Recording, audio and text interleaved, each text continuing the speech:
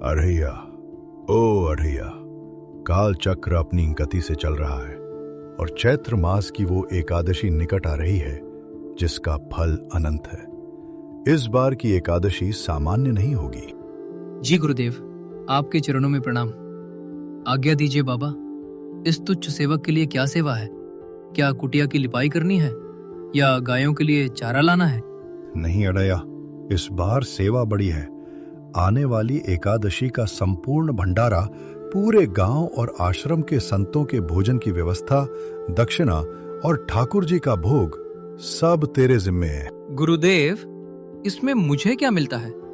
जब भी मैं भंडारा करता हूँ मुझे खुद खाने को कुछ नहीं मिलता। इतनी सारी एकादशियां बीत गई, कभी ऐसा हुआ कि मुझे भी भोजन मिला हो? जिसे भूख लगती है उसी को हमेशा खाली हाथ लौटना पड़ता है। तो बताइए गुरुदेव, जिस एकादशी में मुझे ही खाने को नहीं मिलता, मैं उसका भंडारा क्यों करूं? अगर आपको करना है तो आप ही कीजिए। अरे अढ़ैया, एक सीधी बात का जवाब दे। जो भंडारा तू करता है वो अपने लिए करता है या फिर ठाकुर जी के लिए? तेरा तो मुझे समझ नहीं आता। ये पेट है या कोई ऐसी आग जो कभी बुझाती ही नहीं? जितना मिलता है उतना भी तुझे कम लगता है। पर सोच अढ़ैया, भंडारा पेट भरने के लिए नहीं होता, भाव भरने के लिए होता है। या फिर उस बाके बिहारी के लिए है जिसने तुझे ये सांसें उधार दी हैं। बता, भंडारा तू अपने लिए करता है या ठाकुर जी के लिए? अरे बाबा जी, यहाँ अपने पेट के ही लाले पड़े हैं और आपको भंडारे की पड़ी है। आप ही कर लो भंडारा, मुझसे नहीं होगा। मैं कोई भंडारा नहीं कर रहा, समझे बाबा जी? मुझसे नहीं हो पाएगा कोई भी भंडारा। मेरे सामने ठाकुर का नाम भी मत लीजिए।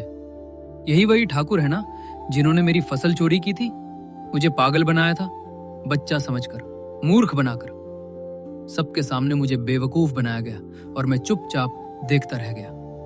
याद है बाबा जी आपको? या वो सब अब भूल चुके हैं आप? साफ साफ कहूं गुरुदेव, अगर ठाकुर जी को मेरी जरा भी चिंता होती तो वो मुझे भूखा न सुलाते।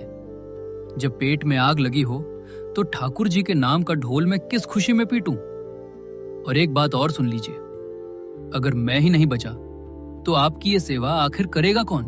सुन ले अढ़ैया, अगर तू केवल अपनी भूख गिनता रहेगा तो न तू इस आश्रम के योग्य है, न ही ठाकुर जी के प्रसाद के। लेकिन अगर तू सच में उस सांवरिये का दास है तो अपनी भूख गिनता बोलनी पड़ेगी। सच्चा भक्त वही होता है जो खुद भूखा रहकर भी जगत के ठाकुर का उत्सव मनाए। अब जा, ये मेरी आज्ञा है। बाजार निकल और भंडारे की सारी सामग्री जुटा। ठीक है बाबा, जा रहा हूं भंडारे का इंतजाम करने। पर एक बात गांठ बांध लीजिए, अगर इस बार भी भंडारे के बाद मुझे जूठन तक नसीब नहीं हुई तो याद रखिएगा, ना मैं आपको छोड़ूंगा ना उस ठाकुर को। मेरा हिसाब बिल्कुल सीधा है, पहले पेट पूजा फिर काम दूजा। बहुत बातें बनाने लगा है तू। अब जाएगा भी या यहीं खड़े खड़े मेरा कान पकाएगा?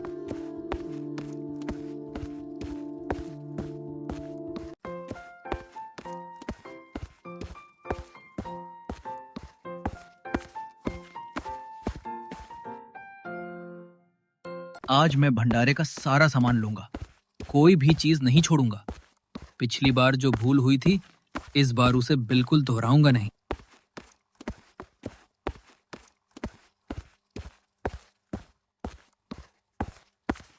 अरे दुकानदार भाई, 2 बोरी चावल निकाल दे, 2 बोरी आलू, टमाटर, हरी मिर्च, धनिया, पुदीना, अदरक भी जोड़ देना। आटा, दाल, भंडारे का सारा सामान निकाल दे। इस बार गुरुदेव ने कहा है बहुत बड़ा भंडारा होगा, तो रेट सही से लगा लेना।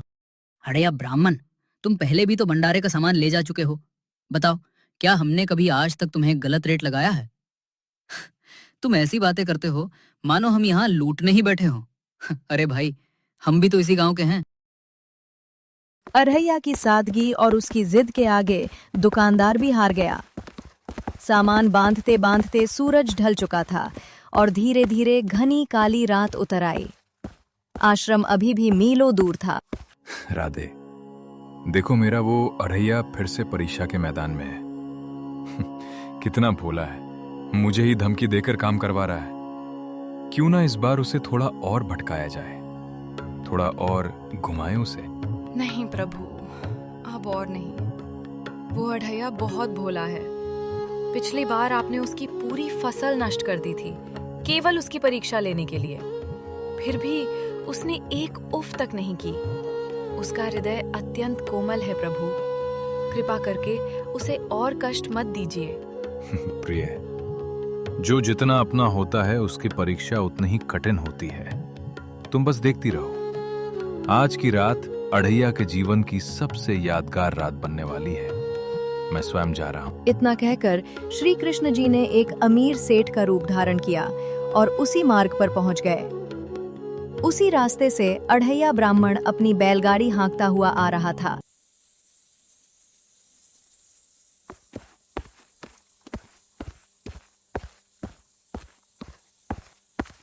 ठहरो ब्राह्मण, इतनी घनी काली रात में इतना सारा सामान लेकर अकेले इस जंगल के रास्ते?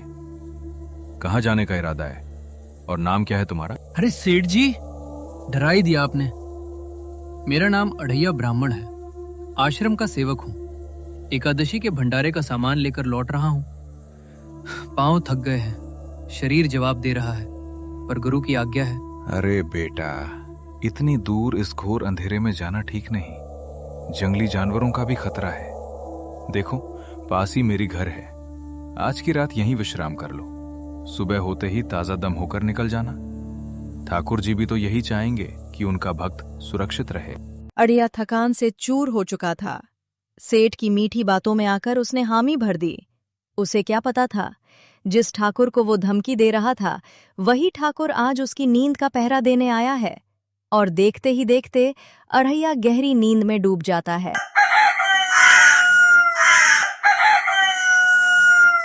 उफ, कमर अकड़ गई है पत्थर पर सोकर। पर चलो, शुक्र है रात खैरियत से कट गई। अब सूरज चढ़ने से पहले आश्रम पहुंचना होगा, वरना गुरुदेव की डांट सूर्य की तपिश से भी तेज होगी। कहाँ गई मेरी सब्जी? कहाँ है मेरे आलू? ये क्या? जमीन खाली क्यों है? क्या मेरी आंखें अभी भी सो रही हैं? नहीं, यहां 2 बोरियां थीं, गोल मटोल भरी भरकम आलू की बोरियां। कहाँ गई? क्या जमीन निगल गई या आसमान खा गया? सेठ जी, ओ सेठ जी, जरा जल्दी आइए। देखिए, मेरी 2 आलू की बोरी कम है। आइए ना सेठ जी।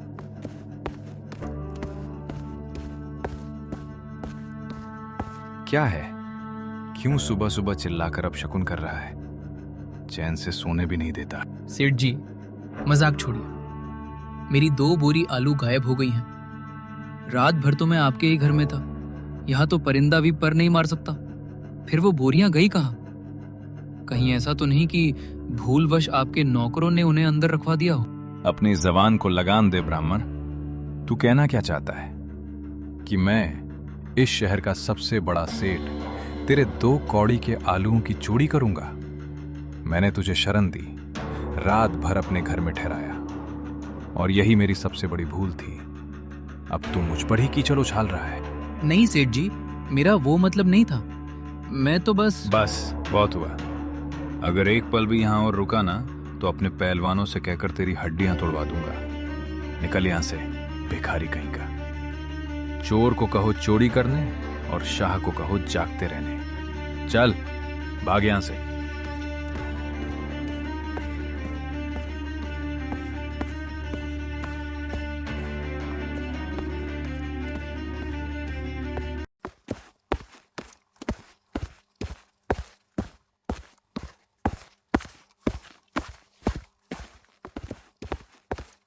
स्वामी, देखिए तो सही, नारायण अपने भक्त के साथ कैसा कौतुक कर रहे हैं। बेचारा अढ़ैया कितना सच्चा है। उसकी आंखों के आंसू मुझसे देखे नहीं जा रहे। क्या आप कुछ नहीं करेंगे? वो कोई साधारण नहीं, वो तो श्री किशन जी हैं, 16 कलाओं में निपुण। नारायण की लीला नारायण ही जाने। वो प्रेम में भक्त को रुलाते भी हैं और फिर स्वयं ही उसके आंसू पोंछने भी आते हैं। पर जब आपने आज्ञा दे ही दी है तो इस भोले के लिए अब कुछ करना ही पड़ेगा। चलिए, आज अढ़ैया के लिए न्याय की व्यवस्था हम स्वयं करते हैं।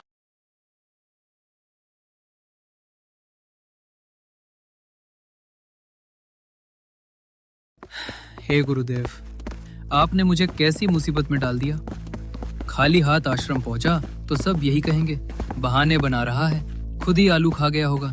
बच्चा रुक, इतनी लंबी आहें क्यों भर रहा है? तेरा दुख इस रास्ते की धूल से भी भारी लग रहा है। क्या बात है? क्या बताऊं बाबा, किस्मत ही फूटी है। गुरु की आज्ञा मानी, बाजार से सामान लिया, एक सेठ पर भरोसा किया और सुबह तक सब लुट गया। अब न हाथ में सामान है न पास में पैसा। ऊपर वाला भी तमाशा देख रहा है। सुन बेटा, जहां अंधेरा सबसे गहरा होता है वहीं सवेरा सबसे करीब होता है। तू सच्चा है और सच्चे इंसान को किसी सेठ से डरने की जरूरत नहीं होती। चल मेरे साथ, हम सीधे राजा के दरबार में न्याय मांगेंगे।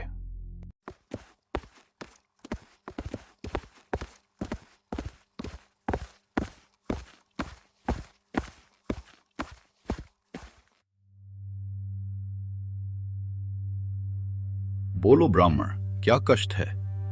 और ये सेठ यहाँ अपराधी की तरह क्यों खड़ा है? महाराज, मैं एक सीधा साधा आश्रम का सेवक हूँ। रात इस सेठ के घर रुका था। सुबह मेरी 2 बोरी आलू गायब मिले। ये मुझे डराकर भगा रहे हैं। मुझे बस मेरा सामान दिला दीजिए। महाराज, ये सरासर झूठ है। मैंने तो दया करके इसे सुलाया था। सेठ, क्या तुम्हारे घर में आलू की बोरियां मिली हैं? वो महाराज, वो तो मेरी अपनी है, कल ही बाजार से मंगवाई थी। न्याय बहुत सरल है। सिपाही, सेठ के घर से 4 बोरी आलू लेकर आओ और इस ब्राह्मण को सौंप दो। 2 बोरी इसके नुकसान की और 2 बोरी इसके मानसिक कष्ट की। क्षमा करें महाराज, पर मुझे 4 नहीं, केवल 2 ही बोरी चाहिए। क्यों? राजा का उपहार मना कर रहे हो? महाराज, मेरा हक केवल उन 2 बोरियों पर है जो मैंने मेहनत से जुटाई थी। पराया धन मेरे लिए मिट्टी है। अगर मैं लोभ करूंगा तो मुझ में और इस बेईमान सेठ में क्या फर्क रह जाएगा? मुझे बस मेरी 2 बोरियां दे दीजिए ताकि मैं समय पर भंडारा कर सकूं। अढ़ैया की ईमानदारी देखकर पूरा दरबार दंग रह गया। वो 2 बोरी आलू लेकर फिर से आश्रम की ओर चल पड़ा।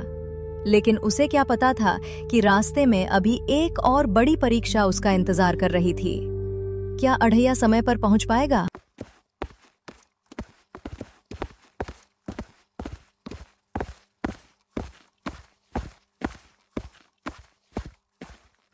उफ, ये 2 आलू की बोरियां भी आज मन भर की लग रही हैं। पर चलो, गुरुदेव की लाज तो बच गई। आलू ही सही, भंडारा तो शुरू होगा। जरा टमाटर की पोटली भी ठीक कर लूं, कहीं धूप लगने से गल न जाए। अरे, टमाटर कहाँ है? अभी तो यहीं थे, आलू के पीछे ही तो रखे थे। क्या रास्ता चलते चलते गिर गए? नहीं, बोरी इतनी बड़ी थी कि गिरने का सवाल ही नहीं। हे ठाकुर, ये तू क्या कर रहा है? एक मुसीबत टलती नहीं कि दूसरी आकर गले लग जाती है। क्या तूने मुझे पागल बनाने की कसम खा रखी है? क्यों रे अढ़ैया, फिर से आंखों में सावन भर आया? अभी तो राजा से न्याय पाकर लौट रहा था, फिर ये विलाप क्यों? बाबा, लगता है मेरी तकदीर ही किसी ने काली स्याही से लिखी है। आलू मिले तो टमाटर चले गए।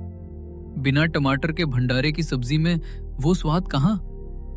गुरुदेव कहेंगे कि अढ़ैया आधा सामान खा गया। बाबा, मैंने कभी किसी का एक तिनका भी नहीं चुराया, फिर मेरे साथ ही ऐसा क्यों हो रहा है? शायद इसलिए क्योंकि तू अभी भी मेरा मेरा कर रहा है। चल, वापस उसी द्वार पर चलते हैं जहां से तू न्याय लेकर आया था।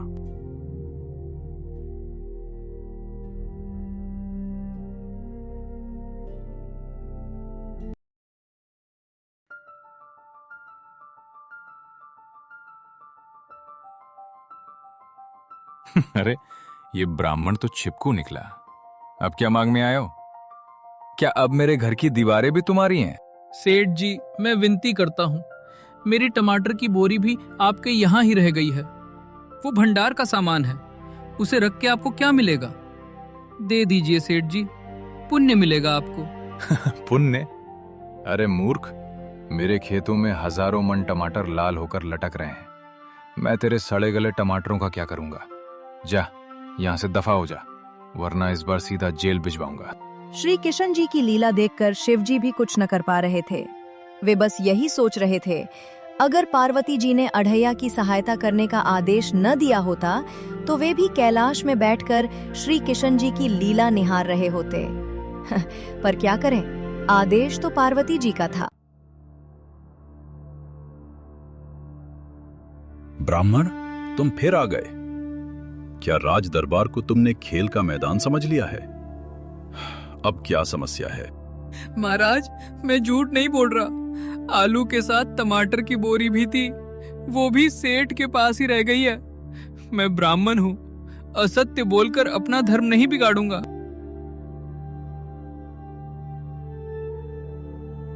महाराज, ये ब्राह्मण लालची हो गया है।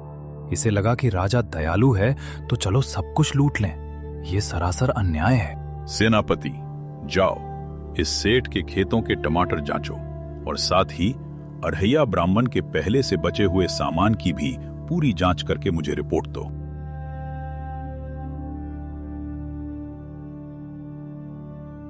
महाराज, ये अत्यंत आश्चर्यजनक है। सेठ के खेत के टमाटर और इस ब्राह्मण की बोरी में बचे हुए टमाटर, दोनों का रंग, आकार और स्वाद बिल्कुल एक सा है। इनमें किसी भी प्रकार का अंतर करना असंभव है। बस, प्रमाण मिल चुका है।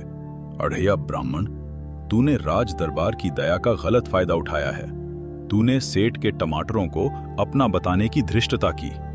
सिपाहियों, जो आलू इसे दिए गए थे वो वापस ले लो और दंड स्वरूप इसके पास जो कुछ भी बचा कुचा सामान है वो भी सेठ को दे दिया जाए। इसे खाली हाथ दरबार से बाहर निकालो।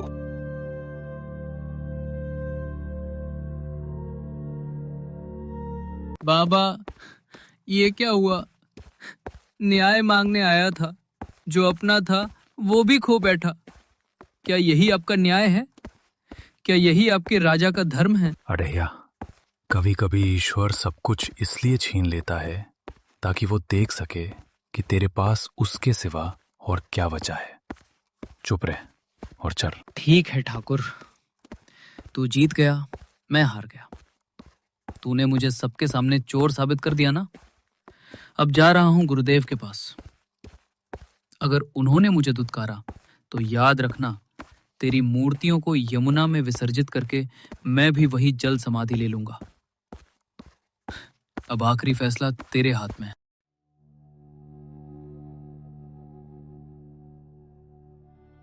गुरुदेव, ओ गुरुदेव, आपका अढ़ैया लौट आया है।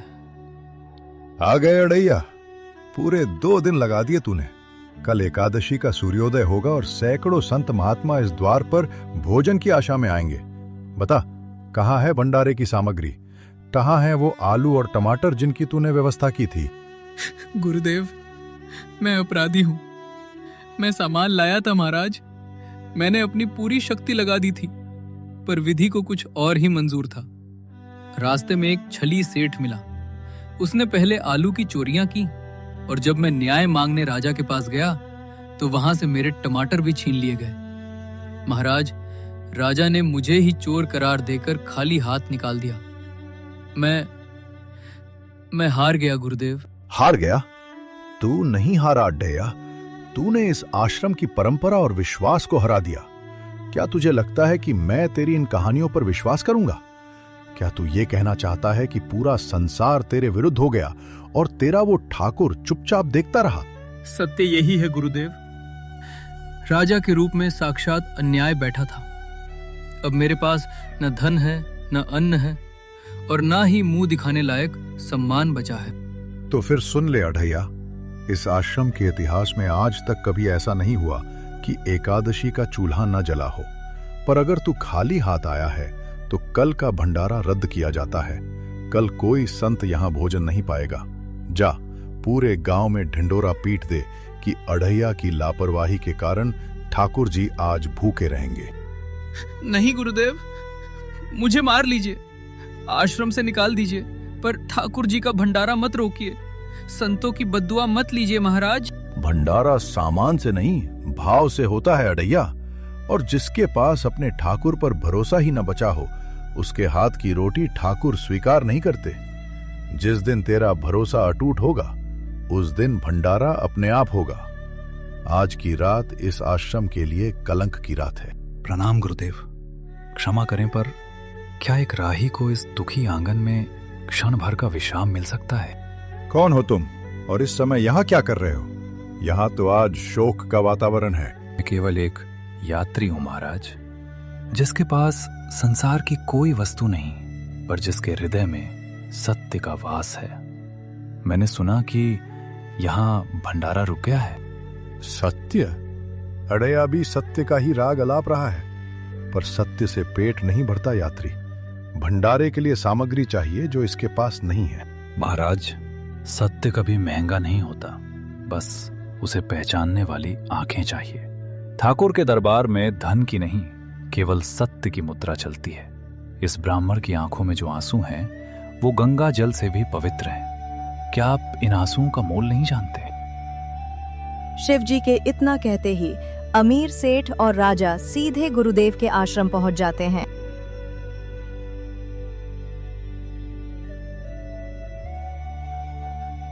गुरुदेव, यही वही सेठ है जिसने मेरे आलू और टमाटर की बोरियां चोरी किए थे, और यही वही राजा है जिसने बिना सुने बिना परखे मुझे चोर ठहरा दिया। मैं गरीब था, इसलिए मेरी सच्चाई किसी को दिखी नहीं। आज अगर आप सामने हैं तो मैं सच बोल रहा हूँ, मेरे साथ अन्याय हुआ था। पता है अड़ैया, आज तू बहुत बोल गया, पर बोलना भी जरूरी था। जो दर्द अंदर दबा रहता है, वो भगवान तक भी शब्द बनकर ही पहुंचता है। हमें माफ कर दे अड़ैया, हमने तेरी परीक्षा ली, पर तेरे आंसू हमें भी चुभे हैं। तो इसका अर्थ ये हुआ, अड़ैया सही बोल रहा था। ये अमीर सेठ उसके साथ ठीक से पेश नहीं आया, और महाराज, आपसे भी भूल हो गई।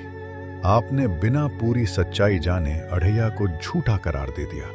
बेटा, सत्य देर से सामने आता है, पर आता जरूर है। गुरुदेव, यदि इस दास से कोई भूल हुई हो तो कृपा कर क्षमा कर दीजिए। इस बार एकादशी का भंडारा अड़ैया नहीं, हम स्वयं करेंगे। आज अन्न भी हमारा होगा, व्यवस्था भी हमारी होगी, और सेवा में देवता भी पंक्ति में खड़े होंगे।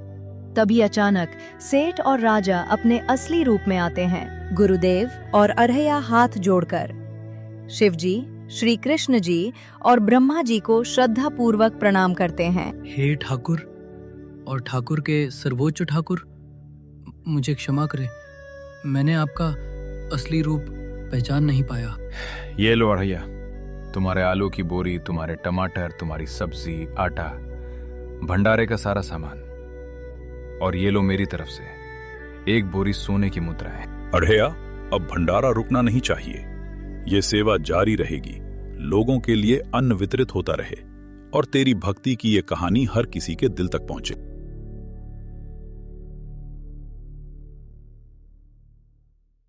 अरे अड़ैया, आज मैं सच में धनी हो गया। तेरे जैसे शिष्य को पाकर तूने मुझे मेरे ठाकुर से मिला दिया। गुरुदेव, अब भंडारे की तैयारी शुरू करें या फिर अभी मस्का लगाकर आराम करने वाले हैं?